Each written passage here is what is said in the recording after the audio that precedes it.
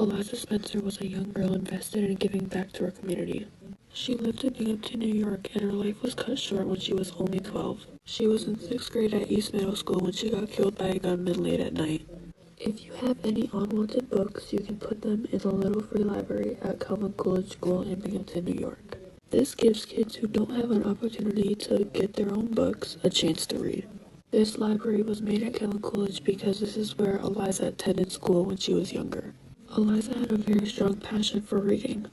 If you want to live your life like how Eliza did and give back to your community, this is a great way to do so. This library is actively being used, so we do need more books. However, if you don't have any books to give or are looking for some to take, this is a great place to come. Another way you can give back to your community in honor of Eliza is the Blessing Box. The Blessing Box is located on 209 East Frederick Street. The Blessing Box is a place you can drop off extra food or any other items that the less fortunate could use. The Blessing Box was hand-built by Binghamton citizens outside of their house.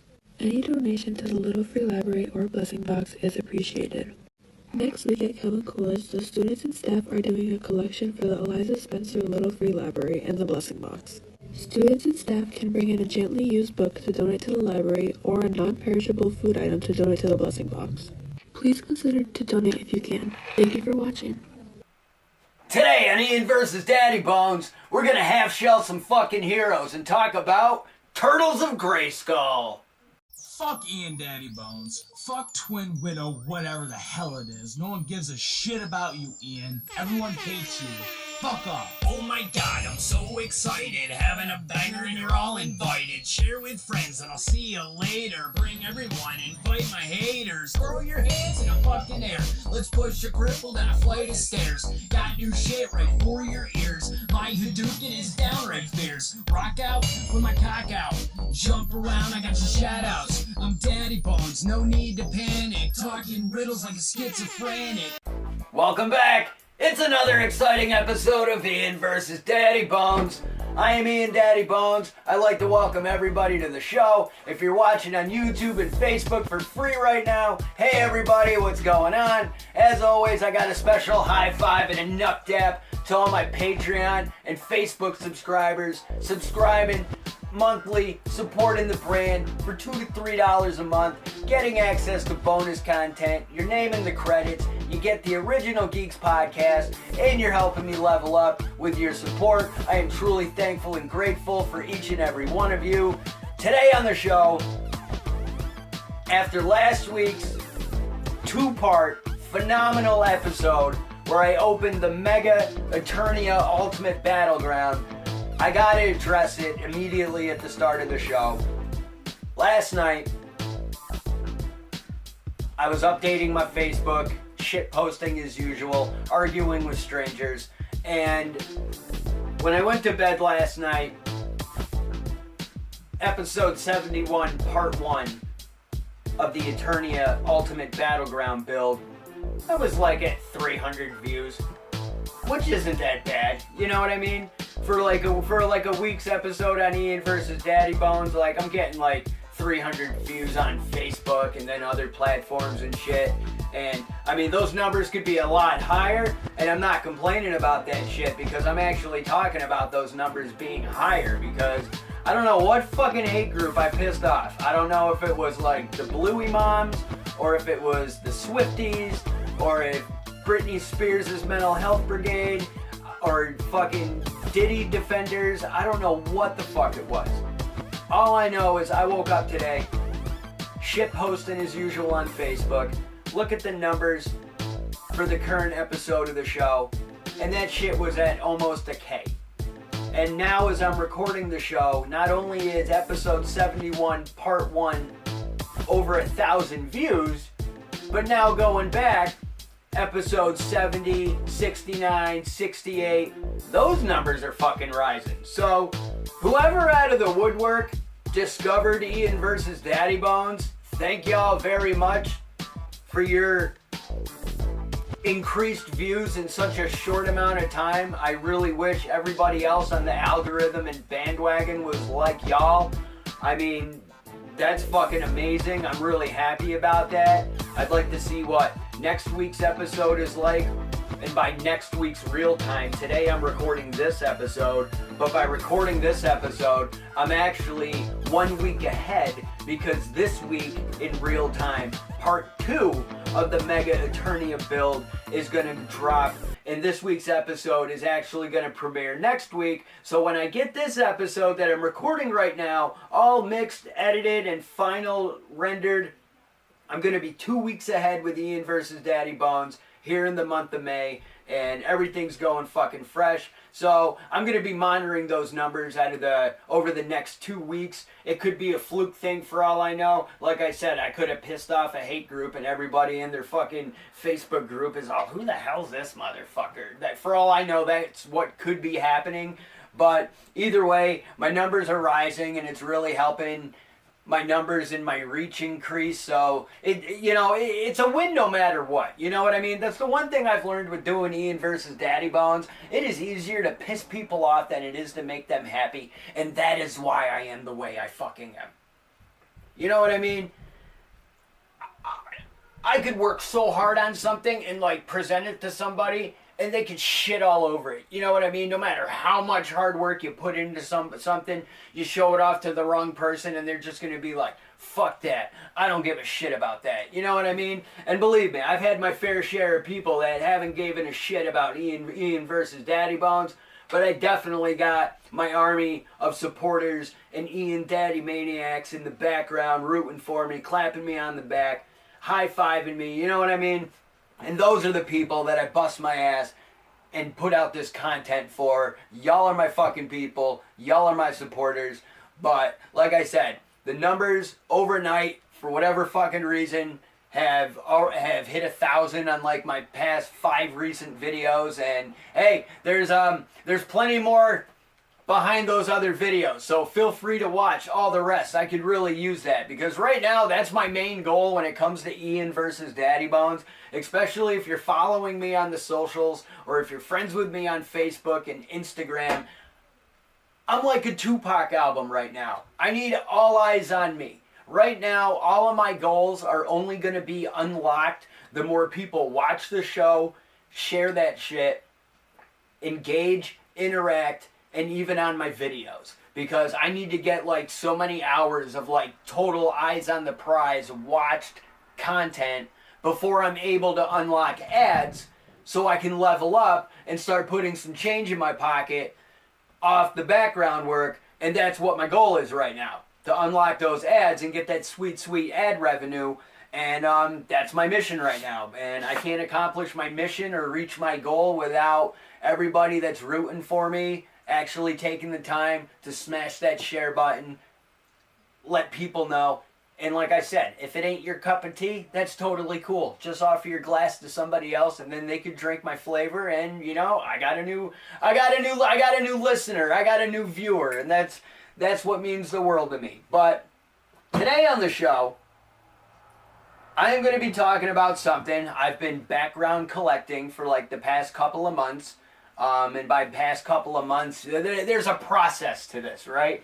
And the process is Mattel makes an announcement within Masters of the Universe, and once they make an announcement of what they're going to do, then there will be a reveal of the items. Like in this case, Mattel made the announcement of Turtles of Grayskull, and that Turtles of Grayskull is going to be a new line that's going to be a sub-brand spin-off of Origins, because right now the Masters of the Universe Origins line that has been going since the end of 2019 rolling into 2020, with Origins right now, like we got Castle Grayskull, Snake Mountain, the Eternia crowdfund has already been shipped, and everybody that backed Eternia already has Eternia.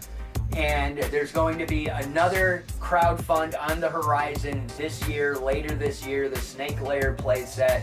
All the information about that is going to come out, and I'm thinking we're gonna probably see that for the first time in July at Comic-Con, and then by New York City Comic-Con in October is probably when the crowdfund's going to go live to raise the funds, and hopefully the Snake Lair will get created. But basically with Origins, doing its thing for the past 5 years. I'm not saying Origins has run its course, but when it comes to the vintage Masters of the Universe characters, they're like down to the final 12 right now. Final 12, 13, 14, based on the characters that already came out this year through Mattel Creations, Rock-On, Cyclone, and also next week, as a matter of fact, Extendar for Masters of the Universe Origins is going to drop. So right there is 3 of the vintage characters already checked off the list. So now there's like 12 to 13 vintage characters remaining. There's some new characters that are going to be part of the Origins line coming out through Mattel Creations. So for the most part, Origins has run its course at retail, which means everything that's remaining for Origins is only going to be available through Mattel Creations, and Masters of the Universe Origins retail space in Target, Walmart is going to be replaced with Masters of the Universe Cartoon Collection, which is Origin scale figures, only now we're getting the character designs based on the 1980s Filmation Masters of the Universe cartoon. So now the characters and the figures are going to look like they did in the cartoon, which for a collector and geeks and nerds like me, you got a whole nother multiverse, you got a whole nother universe of characters that's being released, because you got Origins He-Man, 2000 and X He-Man, Filmation He-Man is its own timeline variant universe for those that are familiar with the MCU and everything Marvel's been doing post Endgame. You know, that's how I look at Masters of the Universe with all the different sub-brands. So we got Cartoon Collection, and then they announced Turtles of Grayskull, a Masters of the Universe and Teenage Mutant Ninja Turtles hybrid crossover mashup line. And I'm going to be honest with you, when they first announced Turtles of Grayskull last year, I was not interested in it whatsoever.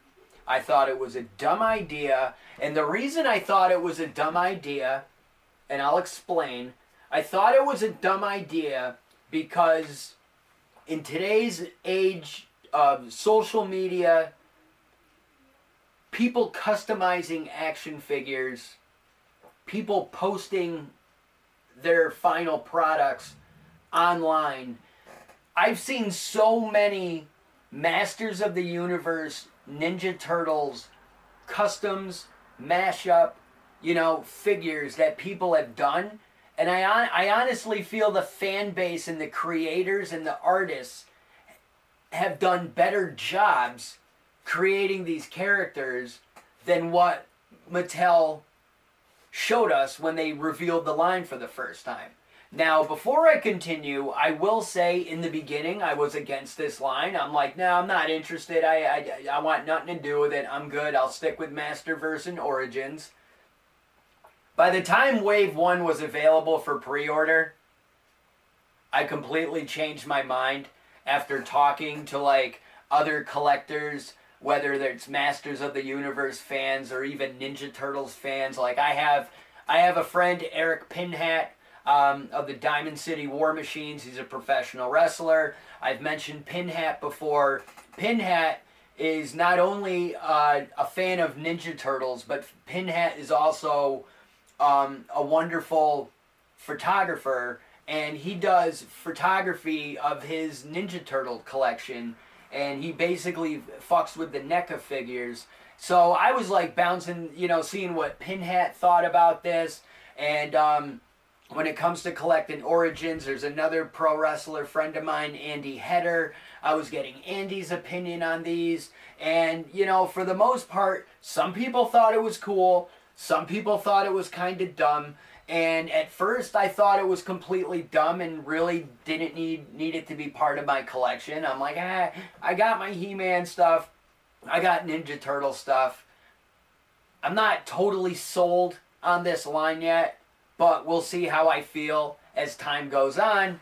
And basically my collector aspect kicked in, where, my spider sense was tingling for being a toy collector, because the way I thought about it is these guys are available for pre-order. And if I miss out on the opportunity to pre-order and secure my bag You know what I mean? I'm taking a chance on whether or not I'm going to see these in the wild. And even if I see these in the wild, am I going to see them at retail price? Am I going to see them at clearance price? Or am I only going to see them at toy and collectible shops where they're, you know, higher than retail, which I get it because it's a brick and mortar local business. I totally get that. So I kind of wanted to jump on the opportunity before I missed it, which is how I really explain this to my wife in the long run, you know? Like, hey, I saw these 4 figures that I have pre-ordered. I saw in this store for $35 each when I have them pre-ordered for $20. This is why I pre-ordered the figures, so I'm not paying more for them later. I rather get them now, which is why I'm always checking the clearance sections at Walmart, because sometimes you'll get seriously fucking lucky just walking down the clearance aisle on the right day. And so basically when it comes to Turtles of Grayskull, by the time the first wave became available, and the more I thought about it and discussed it with friends of mine, other collectors, and even participated in discussions on Facebook groups and whatnot, a lot of people were really starting to get excited for these figures. And, you know, the first wave got announced, and part of my reason for not really liking this at first is because, well, how are they going to present this to us? And with them presenting it to us, they needed to tell a story. So through social media, they started telling the story of Turtles of Grayskull through like stop motion animation, short videos that Mattel would put out on social media like Facebook, Instagram, and even their YouTube channels. Like if you go to YouTube and you search Mattel Creations, you will find Mattel Creations channel. Subscribe to that shit. And if you look in their videos, you'll see these Masters of the Universe commercials, which is really great because if you take the time to look around Mattel Creations' YouTube channel, you'll actually find a bunch of Masters of the Universe Origins commercials based on this retro, you know, re-release line. And there's so many commercials based on the figures that have that vintage 80s feel with the production. And it's really a throwback and a trip down memory lane for if you're someone like my age who's in your mid-40s. You know, if you grew up with this shit, you watch these new commercials, it's definitely going to hit you right in the feels like watching this shit from back in the day.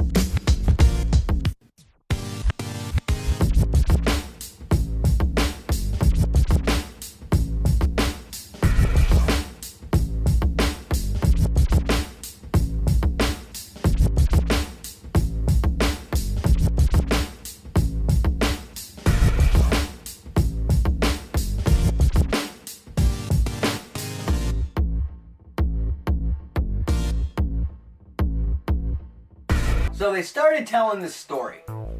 And basically the story of Turtles of Grayskull, the basic outline of what they're doing. Because it's like, through mini comics and these little stop motion animation spots, they're only giving you so much information because the reality is, you know, to Mattel, these are aimed at kids. They're toys. They're meant to be played with by children. I get that. But there's also adults that fucking collect them, like me. And, you know, we don't let our kids play with our toys. Absolutely fucking not. So, I understand it, you know, like, they show these little these stop-motion animated videos, you know, they got the mini comics, the backstory fleshed out, but in reality, it's up to you to use your imagination and play with your toys to tell the fucking story how you want it to be told. But basically, for the Ninja Turtles, it's just another day.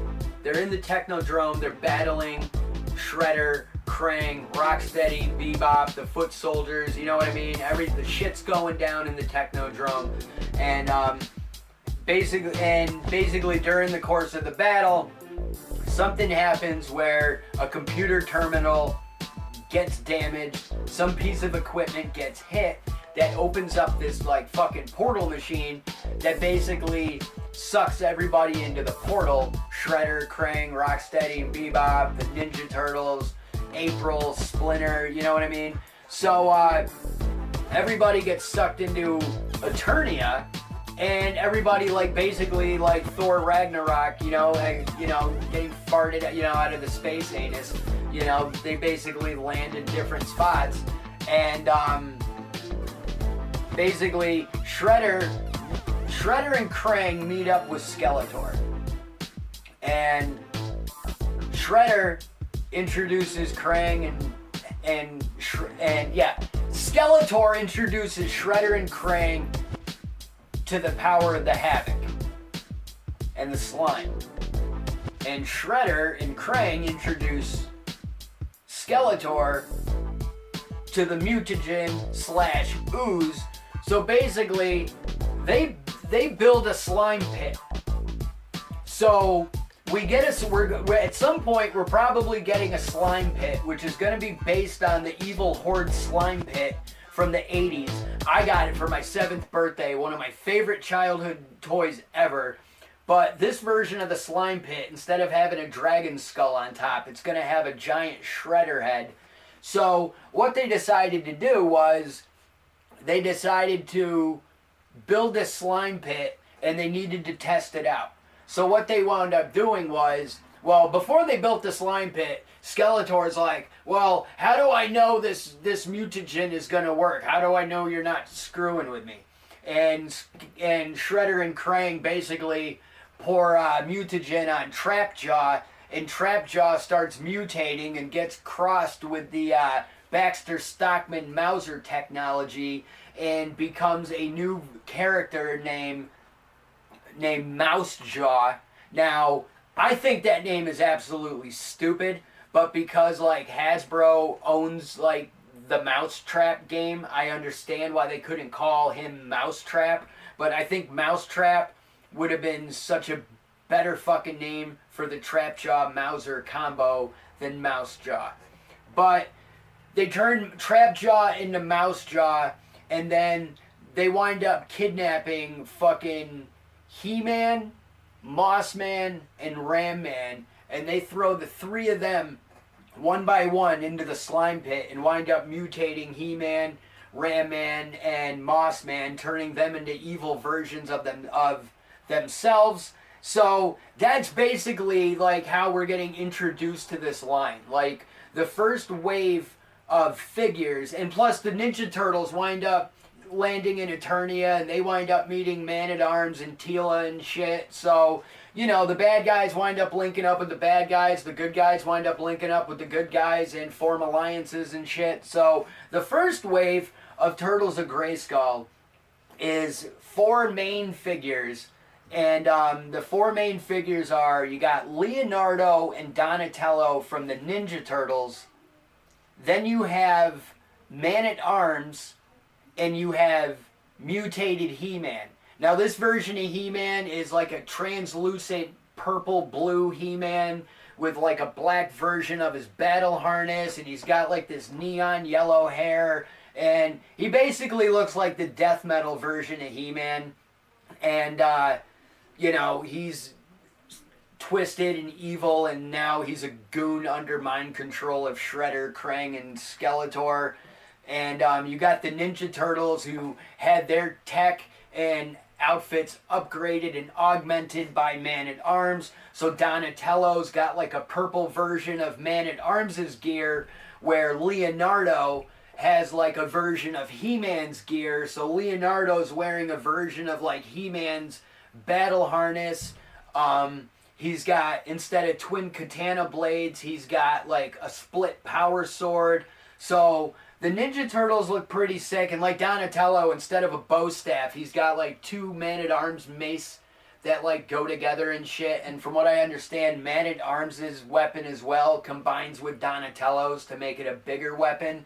So you have the 4 main figures of Wave 1 of Turtles of Grayskull, but then you also have your deluxe characters. Now, your deluxe characters, I'm going to get to in a moment, and real quick, Patreon subscribers. I got a bonus video, and Facebook and Patreon subscribers. I got a bonus video coming. I got WWE Elite Series 22, WWE Legends, Captain Lou Albano. I'm going to be opening up him, and that video is going to be available for y'all later by the end of the month of May. But going back, you got your deluxe characters, and now with the deluxe characters, it looks like what they're doing is they're doing 2 deluxe characters per wave. So with waves 1 and 2 coming out, you got 2 deluxe characters per wave. So right now I have 3 out of the 4 wave 1 deluxe characters. The only one I'm missing right now is Mossman. Haven't been able to see him in stores, but he's the one I'm going to be hunting for currently going forward until I have him. But I'm not going to be opening these today. I do want to let that be known. When it comes to Turtles of Grayskull, as of right now, I do not plan on opening this line. I'm actually such a fan of these mint on card, mint in box, and I kind of want to keep them that way. I kind of want to get another bookshelf at some point that I could display these on, and that's my goal as I collect this line. For right now, I don't plan on opening the Turtles of Grayskull figures, but, you know, the thing is, with the story, you got, you know, He-Man, Mossman, Ram-Man getting kidnapped by the bad guys, and then Skeletor and fucking Krang and Skeletor, yeah, Shredder, Krang, and Skeletor, like, these guys are just getting along so well and having, like, the time of their life that, like, you know, Shredder and even Skeletor are like, hey, you know, this is what my Havoc magic can do when combined with your mutagen ooze, you know, let's try it out on Krang. So they wind up using the mutagen and ooze on Krang, and they wind up upgrading Krang in a brand new android body. Because that's the thing, like I said, with this line, they were showing some mashups of characters that for some reason, to me, just wasn't making sense. Now, you know, I'm going to start this real quick with Krang, because, like I said, when I first saw this, I'm like scratching my head looking at these figures like, why are they doing this? Like, what is the point of this Turtles of Grayskull line? And I'm looking at the Krang figure, and all I see is something they're calling Krang that's in a green body with brown, silver, and black outfit with red gloves, red boots, and a red helmet. And I'm like, you know, I see the brain in the packaging, but other than the brain, didn't the body look different? Like, why does Krang's body look so different? I'm like looking at the original, like, reveal of the figure, because when they showed the figure, all they did was show the Krang figure. They didn't show the packaging. There was no description. There was no background information on it. It didn't really make sense. But once more information got revealed, this version of Krang is absolutely amazing. Because the reason Krang is green is because by using the mutagen and the Havoc magic, they were able to repurpose an unreleased character from back in the day to have it fit Turtles of Grayskull. The reason Krang is green is because Skeletor and Shredder used the mutagen and the Havoc magic to resurrect the dead body of the giant Megator, who was around during the Powers of Grayskull pre-Eternia days, during the days of King Grayskull and Hero. You know, Megator was one of the giants that was supposed to get released in 1988. He never did because Mattel pulled the plug on Masters of the Universe. So only so only a certain number of Megator figures actually got released in like Argentina and Spain, but not in the United States. So we never saw Megator and Titus, the two giants from the 80s. So for the purpose of giving Krang an updated look for Turtles of Grayskull, Krang, his android body, is actually using the corpse of fucking Megator. That is metal as fuck. Like, so he's in this green body. So Krang in his packaging, it's the Krang figure, but he also comes with his midsection cage, because what you do is, once you take Krang out of his packaging, you'll separate Krang at the waist, and then you'll pop the midsection cage onto his waist peg, and then you'll pop his torso on the top of the cage, which basically adds an extra 1.5 inches to the figure. So the Krang figure is actually going to be the same size as the WWE Superstars Andre the Giant figure, and then you open up, you know, the cage door and put the Krang brain inside it, and you're good to go. And now Megator, back in the day, he was supposed to come with a ball and chain weapon. And since he was supposed to come with a ball and chain weapon, this one comes with a ball and chain attachment for one of his hands, because it has the hand peg that pops into the wrist, so it has the chain coming out with the spike ball, and he also has another weapon attachment for his other hand, which is an axe. So you get the option of customizing your Krang if you want him with fists, or if you want him with the ball and chain, or holding the axe. That's completely up to you, how you want to display the figure. I do know, hi Sadie, I do know from what I heard that some people are having issues with the peg for the weapon attachments fitting properly in the hand, and some people have even reported that their pegs have completely snapped. So hearing that type of shit is why I want to leave it in the box. You know what I mean? But look into the back of this Krang box. It says, in a mad science experiment gone wrong, Krang crosses dimensions and discovers the strongest power in the universe, the power of Grayskull. Now with a stronger, faster Megator android body, Krang will stop at nothing until the power is his.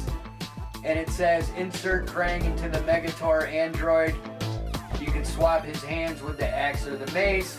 Now the back of the packaging art shows, now shout out to Roy Juarez and his team for absolutely killing this packaging design for Turtles of Grayskull. I absolutely love it. The pink and the purple definitely pops. Absolutely love it. But on the back it shows Krang facing Raphael, who's got a version of Ram Man's armor in this crossover line. So the two of them are battling. Snake Mountain's in the background, and I don't see any other packaging Easter eggs. But yeah, it shows the two of those guys in battle. The side of the box has additional artwork on both sides showing Krang in different forms. Absolutely looking sick. These figures are $24.99. Now, some of these figures are only available at Walmart, and some of these figures are only available at Target. Krang is a Walmart exclusive. So, if you're watching this and you're interested in getting these figures, I would go to Walmart immediately, see if you're able to find one, and depending on where you live, you may have multiple Walmarts in your area code. I would suggest hitting up all of your Walmarts, seeing if you get lucky finding this shit. Shout out to my buddy Jim, Patreon subscriber Jim, for grabbing me my Krang. He did me a solid and I really appreciate that. I linked up with Jim last week and paid him for the Krang figure, and right now both him and I are keeping our eyes out for not only Mossman, but as well as Lord Grasp and Terror. So if you are watching this and you happen to be in your Walmart and you see the figures Lord Grasp or Terror. They're both snake men. Grab them, and I will definitely get them off. I will take them off your hands. But moving on real quick, we're going to take a break in a moment, but I'm going to bounce back to who I originally was going to start off with. I already spoke about him, but we got Mousejaw. Now, Mousejaw was the first deluxe figure released for Turtles of Grayskull. Mousejaw is a combination of Trapjaw and Bowser Stockman's Mauser technology. So Trapjaw's, jaw, mouth, head, basically, his helmet is now like a giant Mauser head. And he's got his mechanical Trapjaw arm that gives you choices of what you want to do. Because he comes with a blast effect that plugs into like his, weapon arm with no attachment. The blast effect is the attachment. So you put that in and it makes it look like he's firing a shot from his arm. But he also comes with a Mauser that can stand separately alongside him, or you could take that Mauser and attach that Mauser to his weapon arm, and you could then take the blast effect and add that to the inside of the Mauser mouth to really make that shit pop with his method of being displayed and just overall customizing your options for playing with him. Now, this figure, at first when I was looking at the packaging, I'm like, it's cool. He's got this Mauser, he's got this blast effect, but he also comes with his 3 weapon attachments. And then I looked at it and I'm like, wait a minute, that's a claw, an axe, and a laser gun. That's not Trapjaw's weapon attachments. Those aren't the 3 accessories that normally come with Trapjaw. And then I realized that those are actually Roboto's accessories for his weapon hand. And then I realized that those 3 attachments aren't even for this Trapjaw figure, because this Mousejaw figure is part 1 of 4 of the Metal Botto Build-A-Figure. There is a Build-A-Figure gimmick with Turtles of Grayskull, and the character that we are going to be building as we collect these deluxe figures, in the end, we're going to be able to build Metal Botto, which is taking the Ninja Turtle character Metalhead and taking the Masters of the Universe character Roboto and mashing the 2 of them together to make this mega robot mecha turtle. And he looks pretty fucking dope. So this Mousejaw actually comes with the right arm and the 3 weapon attachments for Metal Botto. So he comes with Mousejaw, and it says on the back, unbeknownst to him, Trapjaw was the first of Krang's ooze experiments. The cybernetic walking weapon of destruction fused with Baxter Stockman's Mauser tech, making him a mindless minion in Skeletor's mutant army. So like I said in the beginning, there's like, hey, how do I know you're not bullshitting me, And Krang was like, hey, watch this. And then they poured that shit on fucking Trapjaw, and he fused and bonded with the Mauser tech. And at first, I'm not gonna lie, Trapjaw is my favorite character. So when I first saw this version of the figure, I really wasn't that pleased with it. I thought they could have done a much better job. I think overall, looking at it, I think what my problem with this Mousejaw is like the white section on his body is super detailed, like with the grooves and like the way the harness is. You can see like different pieces of the plastic that could be painted and have deco applied. You know what I mean? Maybe if there was a little blue or a silver mixed in with the paint job on the white, it would probably pop and stand out more. Now, I have seen some people do customs on their Mousejaw and add like black lines around that, and I totally get that and shit, but I don't like touching my character. I don't like touching my figures like that. You know what I mean? To me, to me, it kind of ruins it. To each their own. I'm not shitting on people that do customs, but I don't know. Some people in some Masters of the Universe groups do really fucking shitty customs, and some people just post their shit pictures of their customs, like, oh, what do you think of my snout spout looking like Eternian Palace Guard? And it's like, oh my god, you paint like a fucking 4-year-old, you know? I can't take that shit serious. But like I said, if they had a little more color on the deco, that would make them pop and probably look better in my opinion. But in the end, they didn't really murk my boy, you know. And that back of the packaging art, real quick, I'm gonna show that shit. The back of the packaging art for Mousejaw has him standing in front of Castle Grayskull as the Turtles of Grayskull Leo and the Turtles of Grayskull Tila are watching Mousejaw appear in front of Castle Grayskull, but this artwork and this image is paying homage to the mini comic that came with the vintage Trapjaw back in the 80s, because that image is what the original cover of Trapjaw's mini comic was. But we're gonna take a break.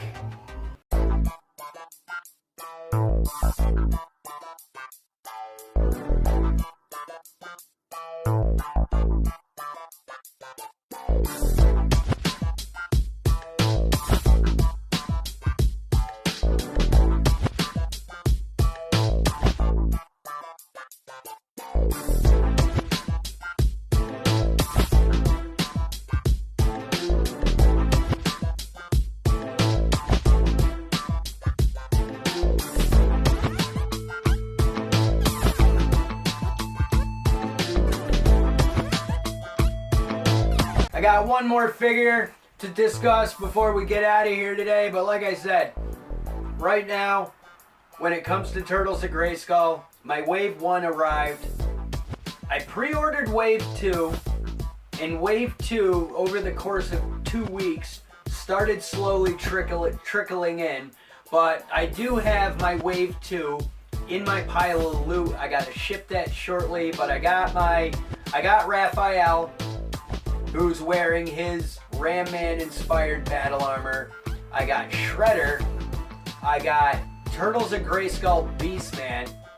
And I got Turtles of Grayskull Ram Man. So I got the purple mutated evil Ram Man who looks fucking amazing. I think they did a phenomenal job on the Turtles of Grayskull Ram Man. But I have, basically, as of right now, I got Wave 1, Wave 2, so I got the 8 main figs, and I got 3 out of the 4 deluxe figures. So when it comes to Wave 1 and 2 with Turtles of Grayskull, all I need right now is Moss Man, but Waves 3 and 4 of Turtles of Grayskull got announced this year in March, right before Mattel's revealed event. So we're getting our Turtles of Grayskull Michelangelo. We're getting Turtles of Grayskull Turtles of Grayskull Tila. We are getting Turtles of Grayskull Casey Jones, and there are other figures coming out. There's a Merman coming out. There's a Rocksteady and Bebop that's got the Too Bad gimmick where they're sharing one body and got Rocksteady and Bebop heads. So that's coming out and gonna be absolutely sick. Turtles of Grayskull is getting bigger, like I said. Let me see real quick, because I know I have an image.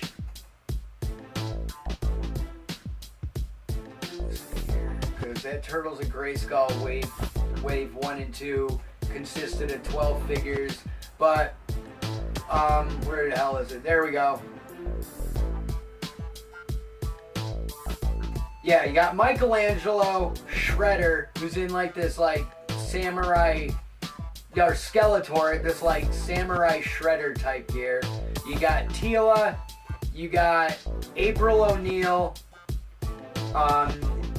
Stealth Disguise Leonardo, Stealth Disguise He-Man, and you got Casey Jones, but you got Master Splinter coming out, and Master Splinter has the King Grayskull crossover. So Splinter looks really dope. They showed Leatherhead, Hordak, Bopsteady is what they're calling the Rocksteady Bebop version of Too Bad. And yeah, there's a Sorceress version of April O'Neil. And yeah, the waves 3 and 4 of Turtles of Grayskull look pretty sick. They got announced this year. Wave 3 and 4, they're already available for pre-order. Now it's just a matter of when they're going to come in. And right now, it looks like it's going to be a midsummer to fall release window for waves 3 and 4 of Turtles of Grayskull. So right now, you still got plenty of time to jump on it.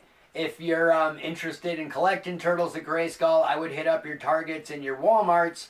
But yeah, I completely did a 360 on this line. I was not interested at all when I first heard about it. Part of me wanted to like it, but part of me really hated it at first. And I think it was because I see what they tried with Masters of the WWE Universe, where they did a crossover mashup line before they did Origins. And on one hand, I love Masters of the WWE Universe, but I hate it at the same time. I hate Masters of the WWE Universe. Like, I love it simply because it exists. You know what I mean? And going back when I was a kid, where like my He-Man figures and my LJN WWF wrestling superstars were never the same size, scale, or compatible, or could cross over with each other. Now I got like a perfect crossover line of my two favorite things when I was a kid. But the problem I had with the line is they really took that then, now, and forever to heart when it comes to what wrestlers are we going to put out with what wave. Like, they got somebody from the 80s, somebody from the 90s, and then somebody who's on TV today.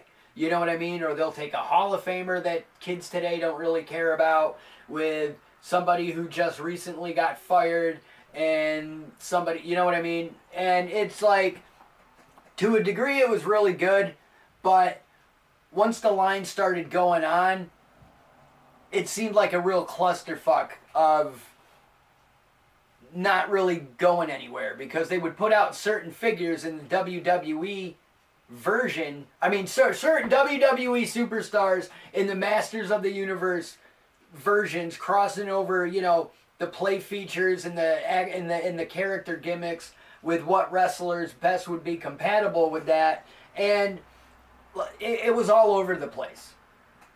It was all over the place because you're focusing, like, it was definitely during the Authority era with WWE, coming off that Authority era with WWE.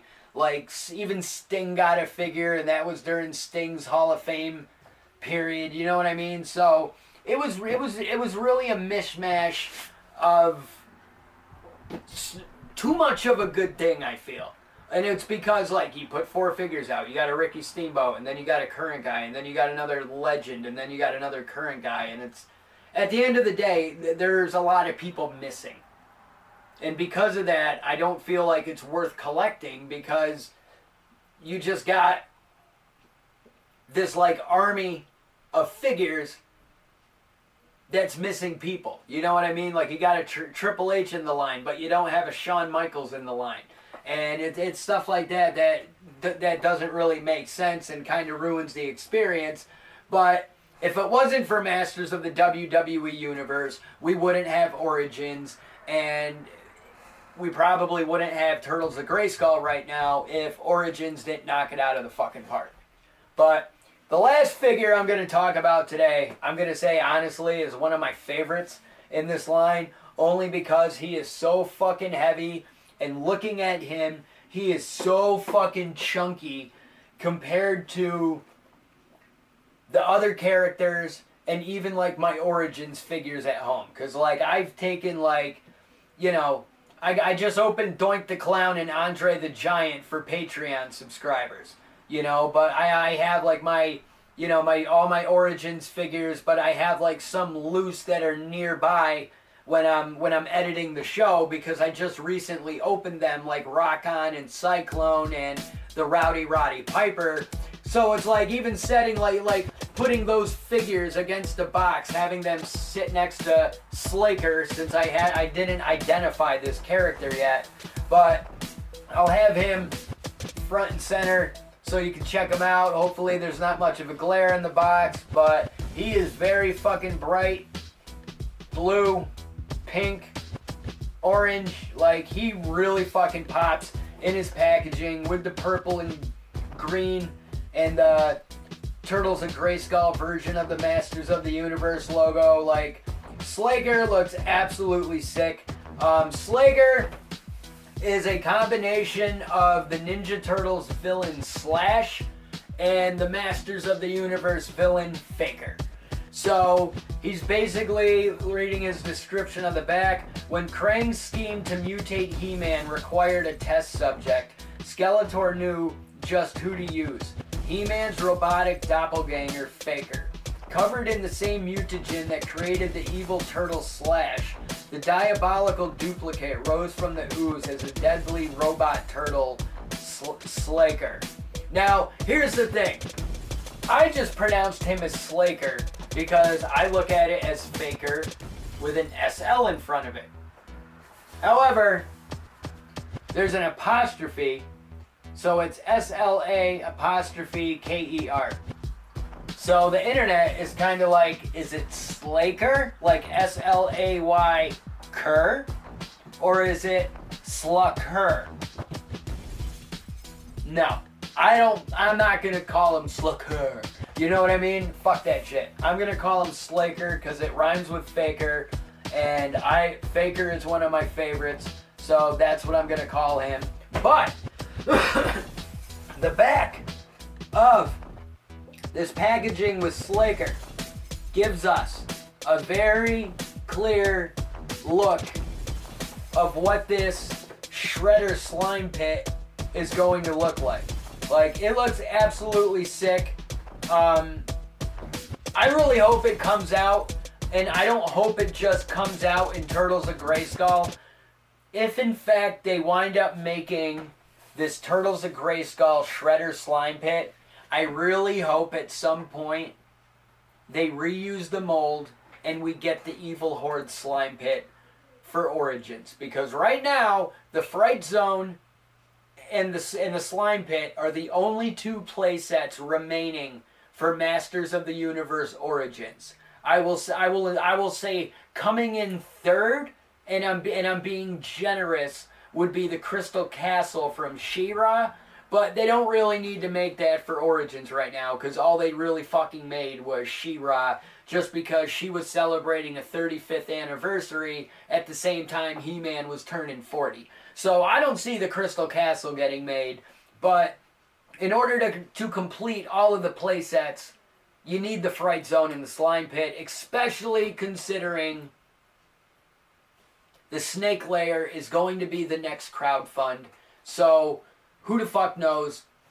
For all I know, they could choose to have one of the unlockable perks and tiers be the Horde Slime Pit.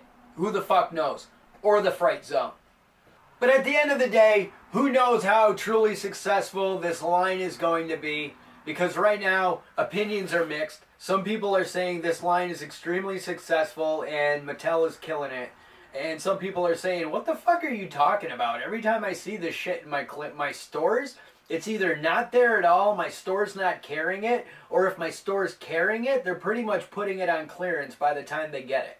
I haven't seen them at crazy clearance prices like a lot of people, but I definitely can relate to going into a store looking for something and not only not seeing anything new, but not looking like there's even an area on the pegs for it to begin with. So I don't know what Walmart stores are carrying Masters of the Universe and Turtles of Grayskull, and the same thing with Target, but at the same time, I do know that there is a stock of stuff that hasn't been selling over the years that's just been sitting there on pegs, and for some reason, until that shit sells, they're not putting new stuff out, which I don't understand.